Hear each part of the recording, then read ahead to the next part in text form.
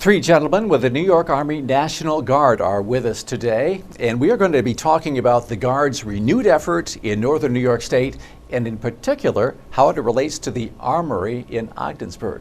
So let's do some introductions. We'll go right down the line here, starting with Staff Sergeant Jake Seguin. Jake, tell us about yourself. Well, I've been in the Army National Guard for 6 years now.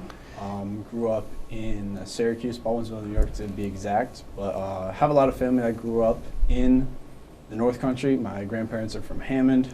Father was born in Messina, and my aunt was actually born in Ogdensburg. So very excited to be up here. I'm a military police officer, and I've been recruiting for almost 3 years now. Based out of SUNY Potsdam Yes. currently. And that's kind of new there, correct? Yes, we just opened the office back in December. Okay. All right. Sergeant Josiah Mann, welcome. Yes, Tell us about thank yourself. Yes, so I grew up in Florida and enlisted into the active duty Army in 2018 and served for 5 years as an MP. And then from there, I enlisted into the National Guard and got onto the recruiting orders in March of 2024. And so I'm in the Watertown area. And yes, I love the area. And my wife serves active duty as well here. So she's a combat medic over on Fort Drum. Captain Alex Hammond, you're a familiar face in the North Country already. Yeah, born and raised in Waddington, and been in for 10 years now, and recently was moved to the position of Marketing OIC, Officer in Charge and HHD Commander for Recruiting and Retention Battalion. And obviously I'm very passionate about the North Country, and so are these gentlemen, and we're just very glad to be here and start this reinsurgence of the New York Army National Guard in the North Country. All right, let's dive right into the Ogdensburg Armory. And Alex, Captain, do you want to explain the most recent the long and short of the history of the Armory? Sure. I mean, the Armory was constructed in 1898 by Isaac Perry, who is a very well-known architect, has done some other very beautiful state buildings around the state as well. And from that point until 2020, that armory served as a cornerstone of Ogdensburg. There was always a unit in that armory, and I know a lot of community events have occurred in that armory over the years as well. When you go in there, you see the basketball courts. There were many basketball games played in there. Many units have been sent off to war, World War I, World War II, and most recently the War on Terror, where they did send-offs, where the community came out for that unit as they were sent overseas to serve their nation. And also times where they've served the local community, helping people sandbag their homes during floods, helping folks remove snow when there's big ice storm in '97. That unit out of that armory was very integral in the North Country as well. So a lot of time and history there, and we're just happy to kind of be back in the area, get some more young members of our community involved in the New York Army National Guard with the possibility of reopening that armory. Now, what recent trends have led to the closings, not just of that one, but a number of armories in the upstate area? I think it's more, there's just less, I wouldn't say less interest, but overall where we've been able to fill units has been more in the populated areas of New York State. I mean, it's the economic trends of folks leaving areas for more populated areas, and we're no stranger to that here in the North Country. However, we three here, and I believe all the way up through the chain in the New York Army National Guard, believe that there are still people here who want to serve and are ready to serve. And I can't be more proud than these two guys here, really boots on ground, meeting those people where they're at the schools, at their BOCES centers, and also on SUNY campuses to really drive home the message of the New York Army National Guard. Mm-hmm. All right, so for the purposes of what we're doing here today, and what some of us are going to do tomorrow, which is go to the Armory, look inside it, look around, we asked the guy in charge, the Adjutant General, Major General Ray Shields, for a statement about the whole situation, and he got back to us with some pretty definitive information, and he talked about how retaining service members in northern New York has become more challenging, but additional recruiting assets have been sent here in hopes of rebuilding an Army National Guard unit in Ogdensburg. If we were able to recruit 30 soldiers within commuting distance of the Ogdensburg Armory, we would strongly consider utilizing the Armory to station an Army National Guard unit again. Very positive sounding news, isn't it? Yes. Yeah. Yes. So to make that happen, the recruiters, they got to make that happen, Yes. right? Yes, Yes. definitely. So what would you like us to know? Well, first off is the opportunity that we offer these kids, and anybody in particular, is the part-time service. So a lot of these people that, you know, they have these 4 colleges right nearby that a lot of these high schoolers want to go, and we offer 100% tuition to any SUNY school.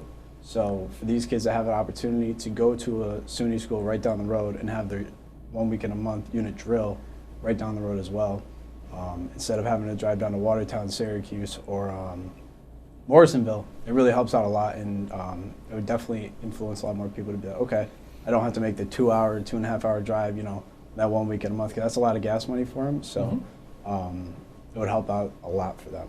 Yeah. Yep. Sergeant Mann, same thing. Would it help your efforts if? Yes, definitely. So it is definitely a aspect that I have to look at as far as helping these people as they are getting into a career.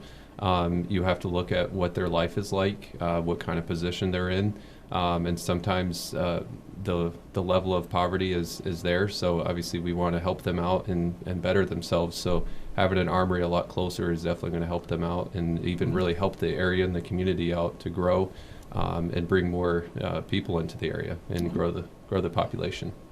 And when you try to sign someone up, what do you tell them that makes this career attractive? Honestly, the educational benefits, and then also the career benefits. The educational benefits are just obviously 100% of your tuition's covered, so you're able to go and get a college degree, and many times people that join are the first people in their family to actually get a college degree. So that is a huge impact on the family and able to flourish from there. And then obviously as far as career impacts, if they want to get into engineering or law enforcement or the medical field or anything of that nature, they're able to progress pretty quickly. All right, in terms of what the Guard does for the state and the nation, there's a long and storied history of that, isn't there, Captain? Absolutely. We can trace our roots back to 1636, Whoa. which is almost 150 years before we even had a continental army to fight the Revolutionary War. So if you think about, back in the day, we had every town or community had a militia, which at times would have to fight off, different enemies that would come to your settlement. That turned into the New York Army, well, in our case, the New York Army National Guard, where we still are embedded in communities, and when danger strikes, whether that be a 1 in 1,000 year pandemic like we had 5 years ago, if I would have told you 5 years ago, I guess 6 years ago now, that I was going to be commanding 30 soldiers at a vaccination site at SUNY Potsdam in the North Country, inoculating over 86,000 folks and allowing them to have that vaccine, I would have never imagined in 100 years that we would be doing that. However, because we were there, because we had the ability to do it, because we were trained very quickly on how to do it, we did it and we accomplished it. And we had that little piece of, the North Country to assist with that. And that was all over the state. Everywhere you look at a mass vaccination site back then, there were soldiers stationed at that site. That's the most recent example. And like I said earlier, they were all over the state with snowmobiles during the ice storm in '97, which I don't think you guys were born yet, right? I was 1 year old, so we'll put it that way. But it's been a while. We've been around. Yeah. So really, the so much has changed in that long period of time, but core mission, in a very basic sense, has not. It remains the same. Yeah. Have you guys ever been on a state active duty mission? Yes. You want to explain a little bit of what you did, Jake? So I've been on just a few. I've been to a couple years ago, the Buffalo snowstorm, and down in D.C. when everybody stormed the Capitol, the insurrection on January 8th, I believe it was. Basically, we're here to help out our local communities. In Buffalo, we had people pulling out people from homes, bringing them food, water, shelter.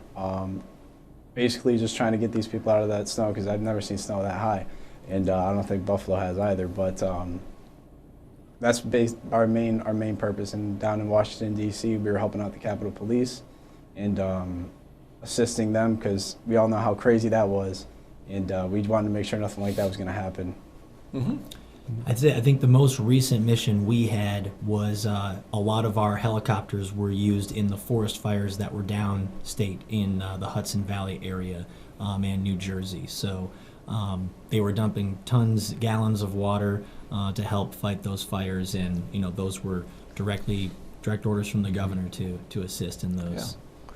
The opportunity to help others and see some unique things that other people never get a chance to see, is that part of your message to when you try to sell someone on a career? Yes. Yep. So I'm 23 years old. I've been able to do a lot more than other people that are 23 years old my age, I like to think. I've been able to travel to 8 different European countries. I've been all over the U.S., from as east as Vermont to as west as California. So travel opportunities for individuals who do want to do that, they're there and they're possible for them. I like to say there's one place you can have your cake and eat it too, and it's the New York Army National Guard. I'm kind of a testament to that. When I first commissioned in 2016, I was dead set on being an elected official and serving Waddington in the local community up there in that capacity. And I did my 1 weekend a month and 2 weeks in the summer, like you have to do as a member of the Guard. And now I'm a full-fledged member, active duty member of the New York Army National Guard. It's kind of taken both aspects in my life. So it's cool to be a part of an organization that you can kind of choose how involved to be in it. Yeah. Sergeant Mann, any experiences you want to relate about your career so far? As so far for me, I have not personally gone on any kind of state mission yet. I joined the National Guard back in 2023, but I do look forward to future opportunities to serve in the community and obviously serve the state. So, Okay, let's circle back to the Armory. Captain, what was the last unit that was there? And it's been about 5 years now, correct? Yeah, so the last unit we had there was an infantry unit that had been there for quite a while. The 2nd 108 Infantry, specifically their Bravo company, had a det there, so like a platoon of about 40 or less soldiers. So the numbers are kind of matching up at how many we would need to reopen that space, according to the Adjutant General. So that unit, I can remember as a kid going and visiting that unit when they had mobilized to Iraq in 2003. So we still have local heroes up in the North Country who were with that unit and were in that unit. And actually, when we made a Facebook post that Jake would be working out of there some weeks, we had a few folks comment on that, saying, making jokes like, hey, you want to get back in? And, these folks had been in the unit when they were 23 and had mobilized to Iraq out of there. So the most recent unit that left in 2020, was an infantry platoon. Yeah. So if a unit were to return there, any idea what it could be, or is that totally up to higher up the chain? Definitely higher up the chain. It's above my pay grade, as people usually say. But if I had to make an inference, I think it's going to determine on the folks who get recruited up here. So we'll have to see what is popular in the folks who do decide to raise their right hand and talk to one of these individuals and swear an oath to the Constitution and join. But it could be a plethora of things, and we'd have to look at the strength across the state and see what would work best for force structure. But it's really going to determine what folks up here are interested in. Is there a trend? Do folks want to drive trucks in the Army? Or do they want to be a cavalry scout or an infantryman? Or is it something like medics? Do people want to become medics? One really cool thing about the New York Army National Guard and the United States military in general is almost every job you can think of that happens on the civilian side happens in uniform as well. So if you're looking to gain some experience and then go into the civilian force, we're a great way to do that because you can do them at the same time. So the Armory sits there. It has virtually a brand new roof, I understand. Yes. It is being heated. Yes. Okay, it's not falling down in any respect. And Staff Sergeant, you're actually in there a little bit from time to time. Yes, correct? I'm in there about 2 to 3 times a week. And I meet with people from the Ogdensburg area or close by. We usually sit down and we meet there. And it's still, it works, everything works in there, and we really want to put, another unit. It's just everyone in that area loves the building and they want to, want something done with it, and we want something done with it as well. So hopefully something can come about Yeah. soon. Yeah, I mean, Ogdensburg unfortunately has an ongoing experience with the St. Lawrence Psychiatric Center where beautiful buildings are now being leveled because they weren't maintained. This is not that case. We're glad to see that. And so many people are going to be excited to learn about the possibility of it reopening. And you mentioned the community. Would this mean good things for the community in terms of its use of the place? Yeah, I mean, Jake, you can tell him we went over to Phillips Diner after we went through the place with James Reagan, county legislator from Ogdensburg, great friend. And people were excited to see people in uniform again because it's right across the street. You know, we walked over to Phillips Diner and people were like, what's going on over there? You know, everybody's a little interested. And we were happy to tell them, you know, like our goal is to, you know, bring back this armory, bring back folks to be in it. And with Jake up here now, there is an opening here for communities to be able to get into the armory through some type of memorandum of understanding, military non-use agreement, so that folks can have events in there. I think Jim was telling me they had like a reunion of everybody who graduated from OFA in the 70s, and they had it in that armory, I want to say like 10, maybe 12, 15 years ago. Something like that. And I mean, that place was probably packed to the Yes. roof, and it's a huge place, so that's saying something. But no, it'd just be great to have it be what it's always been in Ogdensburg, an anchor of the community again. Mm-hmm. Now, understand, you know, it looks a little bare bones currently because some stuff's been taken out of it. Doesn't alter the infrastructure one bit. Nope. We have a military history museum in Saratoga at one of our old armories, and they have a curator and a whole team there that make sure that artifacts are properly cared for and stored. And we wanted to make sure that everything that was in there that was unit historic and was part of the Ogdensburg Armory was kept proper and kept safe. So a lot of the stuff was moved down there, all categorized and cataloged the right way, so that, you know, if we are able to do what we're trying to do here, that stuff could very easily be brought back, placed on the walls, displayed again, for not only the soldiers who hopefully one day will serve there again, but for community members who come in and do different community events with a military non-use agreement. All right, so the magic number appears to be 30. How attainable is that? I say 40. What do you think? I like that number. I always like shoot 42. always shoot higher. It definitely seems attainable.